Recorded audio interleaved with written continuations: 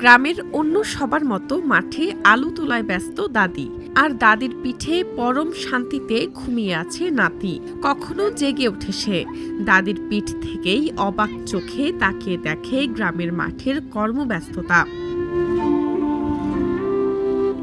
শিশুটির মা জানালেন, নাতির প্রতি পরম মমতা ও ভালোবাসা থেকেই এমনটি করেন তার শাশুড়ি।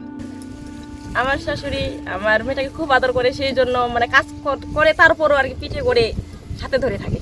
ঠাকুরগাঁও সদর উপজেলার উত্তর ঠাকুরগাঁও গ্রামে এই দৃশ্যের দেখা মেলে। 2 দিনের বৃষ্টিতে তলিয়ে গেছে আলু ক্ষেত।